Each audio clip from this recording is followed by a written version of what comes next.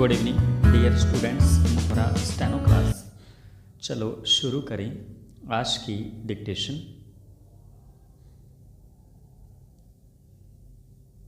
शुरू। बीते दिनों उत्तर प्रदेश में हुआ एक और एनकाउंटर चर्चा में आया। लखनऊ में हुए इस एनकाउंटर में पूर्व ब्लॉक प्रमुख अजीत सिंह की हत्या का मुख्य आरोपित और कुख्यात शूटर गिरधारी मार गिराया गया। पुलिस के अनुसार गिरधारी उसकी गिरफ्त से भागने की कोशिश कर रहा था। अजीत सिंह की हत्या जनवरी के पहले सप्ताह में लखनऊ में ही कर दी गई थी।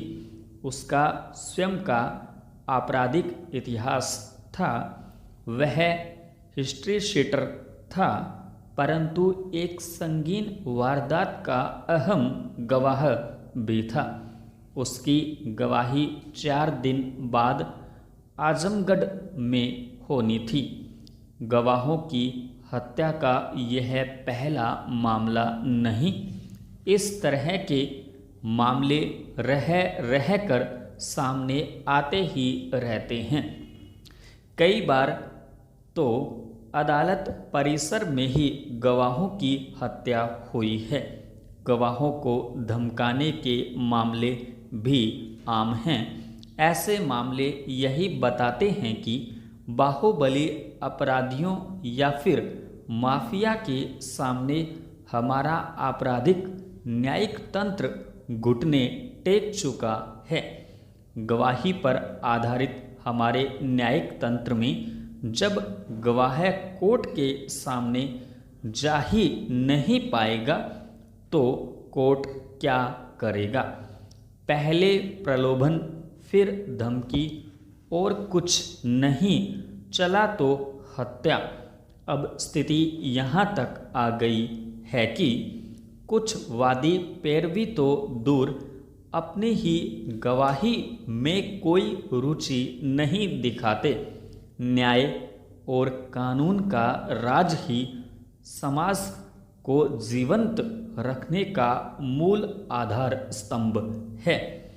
देश और समाज के हित में यह जरूरी है कि न्यायिक तंत्र हर कीमत पर शक्तिशाली और प्रभावशाली बना रहे।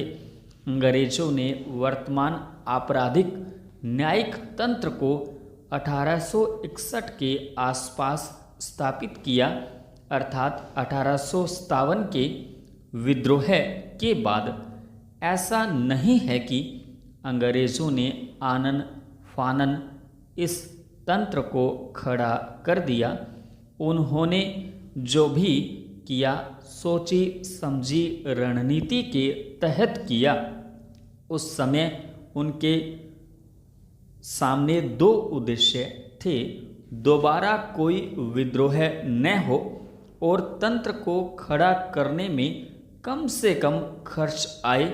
इसलिए तंत्र की पहली कड़ी पुलिस को थाने स्तर पर बहुत सशक्त बनाते हुए थानेदार को ढेर सारे अधिकार दिए और पुलिस को दबंग बनाया। तब एक थाना बहुत बड़ा क्षेत्र नियंत्रित करता था। उस समय अंग्रेज शासकों ने पुलिस की दमनकारी मानसिकता को जानबूझकर विकसित किया ताकि पुलिस जनता में लोकप्रिय बिल्कुल न हो सके।